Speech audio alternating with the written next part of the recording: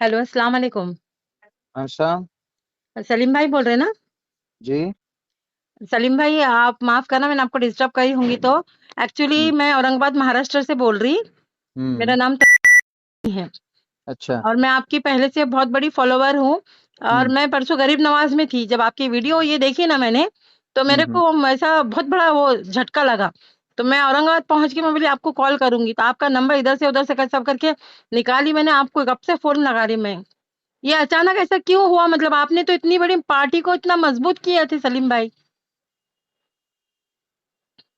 अब अब इसमें क्या ही कह सकते हैं। कितने सालों से आपने ये पार्टी को मतलब इतना बड़ा खड़ा करे, आपने इतनी बड़ी आपने मजबूती अता करे ये पार्टी को, तो फिर अचानक आपके साथ में ऐसा क्यों हुआ? मतलब क्या वजह रही है इसके लिए? वजह कुछ नहीं, बस वजह खुद समझ सकते हैं। सामने वाला जो कैंडिडेट है, हाँ। वो कुछ ज्यादा दौलतमंद हैं। लेकिन पार्टी को यहाँ मैंने खड़ा किया है। हाँ।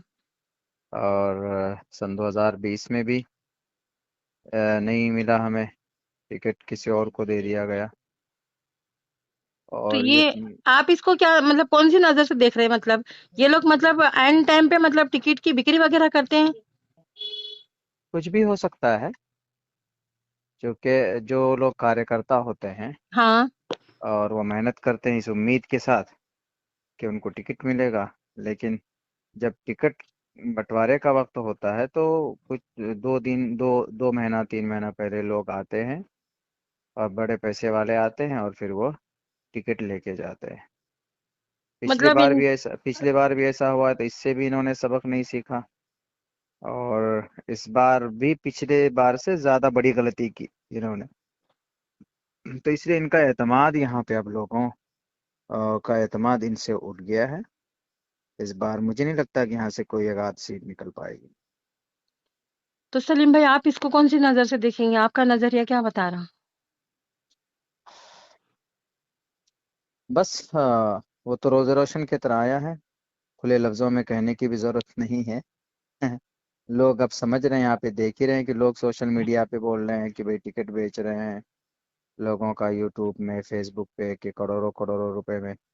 और अभी कुछ लोग ये कह रहे हैं कि जो कि हाट जहाँ से मेरा टिकट था, हाँ। वहां से वो टिकट शायद 1 करोड़ 20 लाख में, लोगों का कहना है कि इतने में बेचा है। मुझे तो इस बारे में सही इन्फॉर्मेशन नहीं है। लेकिन देखिए, चारों तरफ जब ये आवाज़ बुलंद हो रही है, हाँ। आवाज़ हो रही है, तो धुआं वहीं पे होता है ना जहाँ कुछ ना कुछ आग होती है। बराबर। हाँ, तो इसीलिए अब क्या कह सकते हैं इसमें, अब लोग खुद ही समझदार हैं, समझ रहे हैं। तो आप वहाँ क्या है, मतलब कहाँ, क्या किस जगह?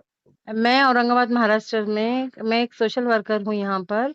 लेकिन हम्म। मतलब मेरा ये पार्टी से कोई संबंध नहीं है। लेकिन हम्म। अचानक आपने आपकी इतनी बड़ी दावेदारी जो थी, ये जो मैंने जब हम्म। परसों देखी ना, तो ये मेरे हम्म। लिए भी एक मतलब बहुत बड़े एक बोलेंगे ना, एक झटका इंसान को लगता। क्योंकि मैं हम्म। आपको पहले से देखती थी, क्योंकि 2020 में भी मतलब ये पार्टी को आपने मजबूती दिलाई थी हम्म। हम्म। और आपकी वजह से ये पार्टी इतनी मजबूत हुई भी है। और तो फिर मेरी वजह से वो सीट यहाँ से निकली थी, जीती थी।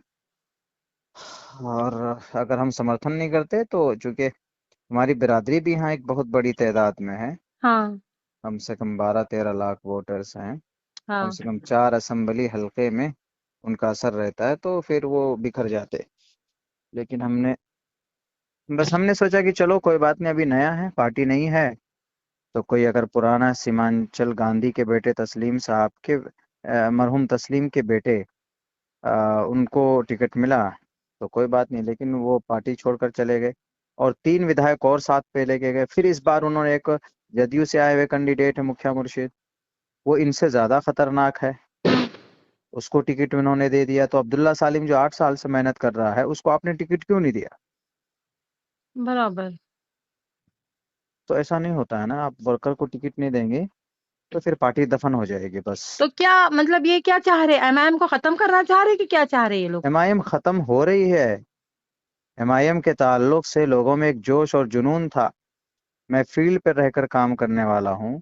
लेकिन जो अब बगावत खुलकर सामने आ रही है, जो एतमाद खत्म हो गया लोगों का, अब दूसरी तरफ लोग जाना चाह रहे हैं, तो वो उनकी इन्हीं करतूत की वजह से।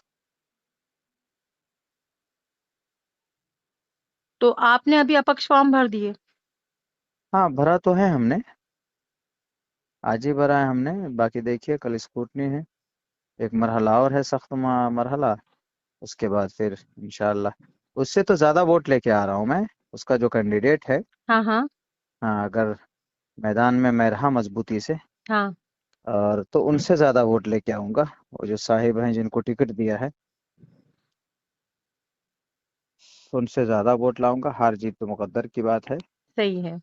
लेकिन यहाँ भी चूंकि 4 कैंडिडेट हैं, उनमें से 3 कैंडिडेट ऐसे हैं जो एक मरतबा, एक कैंडिडेट सरफराज साहब जो जनस्वराज से हैं, वो 20 मरतबा एमएलए, 20 साल एमएलए रह चुके हैं, 2 मरतबा मिनिस्टर रह चुके हैं। हाँ। और एक शाहनवाज हैं जिनको जो एमआईएम से जीते थे, वो 8 साल से हैं विधायक, वो आपदा प्रबंधन मंत्री रह चुके। और एक मंजर आलम है जो अकलियती उम्र के मिनिस्टर रह चुके हैं जदयू के, उनको टिकट मिला है। और एक मुर्शिद है। तीनों के, चारों के पास सैंबल है, लेकिन मेरे पास कुछ नहीं। लेकिन मेरे पास यहाँ के लोगों का पूरा वो है, समर्थन है ज्यादा। माशाल्लाह।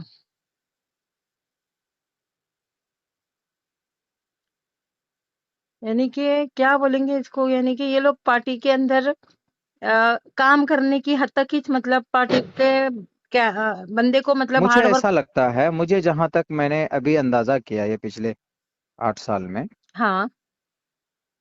इनको मतलब जो ज्यादा साहिबे सरोवत हैं, साहिबे दौलत हैं, हाँ। उनको तरजीह देते हैं ये।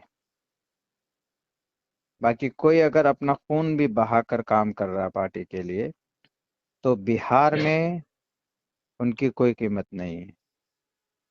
बिहार की धरती पे अगर कोई वर्कर काम करते करते उसको जेल हो जाए, केस हो जाए, तो ये फिर सपोर्ट भी नहीं करते। इस तरह की सूरत हाल हमने देखी है। यानी कि एक तरह से देखा जाए तो मतलब एमआईएम खत्म हो रही है वहां पर। हाँ हाँ हाँ, हमको तो ऐसा लग रहा है। पूरा विरोध हो रहा है लोगों में। होगा, ये 100% होगा। जिस आदमी का कुछ वो नहीं है, उस आदमी को आप टिकट दे रहे हैं, अच्छा कैंडिडेट होने के बावजूद भी। अरे अगर मौलाना को देते तो इतना विरोध नहीं होता, सवाल नहीं उठता। जिस आदमी को आपने दिया है अभी टिकट, उसको कहते कि पिछले बार उन्होंने वो एलिगेशन भी लगाया था, इल्जाम भी लगाया था पैसों का बैरिस्टर साहब पे, कि हमने 5 लाख उनके खाते में डाला, 10 लाख यहाँ डाला, 35 लाख इधर किया, फिर उधर उसी किया सब। आदमी को उन्होंने टिकट दिया। फिर उसी को टिकट दे दिया। ताज्जुब है। पहले बात तो उसको पार्टी में नहीं लाना था। अगर आया भी तो उसको अभी देखते 5 साल, उसको कहते कि 5 साल काम करो, मौलाना को टिकट दे रहे हैं, ये पुराने कार्यकर्ता हैं, उसकी वफादारी भी दिख जाती। अगर होता पार्टी के नहीं वफादार तो वो काम करता। लेकिन नहीं, और भी जगह पे है। अब बहादुरगंज में जिन्होंने सबसे ज्यादा बुरा भला ओवैसी को किसी ने कहा तो बहादुरगंज का एमएलए, एक्स एमएलए तौसीफ ने कहा, आरएसएस की बी टीम, ये वो फलाना ढिमाका। उसको सबसे पहले टिकट का अनाउंसमेंट हो गया, सबसे पहले बताइए। अभी 4-5 महीने पहले वो पार्टी ज्वाइन की, सबसे पहले पूरे बिहार में उसी की टिकट का अनाउंसमेंट हुआ, बाज़ाब्ता बैरिस्टर ने किया। ताज्जुब बताइए। है। यानी कि यूं समझ लो कि एक तरह से ये दुकान लगी हुई है। हाँ, अब क्या है, दुकानदारी ही हो रही है कि अच्छे कस्टमर आए।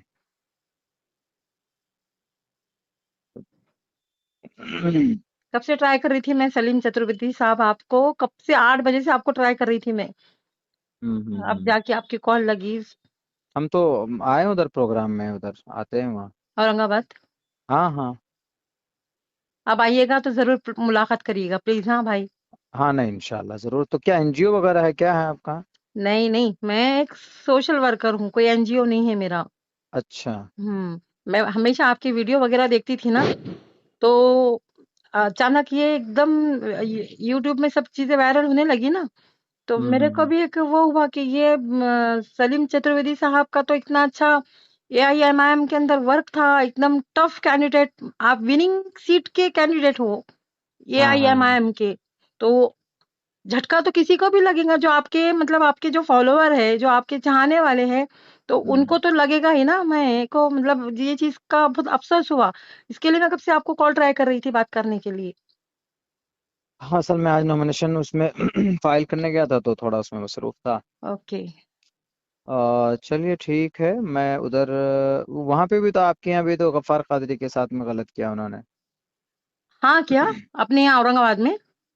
हाँ, मैं कंपेनिंग में गया था ना। हाँ हाँ। अब इम्तियाज जलील साहब एमपी का इलेक्शन लड़ेंगे, विधानसभा का भी वही लड़ेंगे, अध्यक्ष भी वही रहेंगे, ऐसा कुछ तब्दीली आनी चाहिए ना। सही है।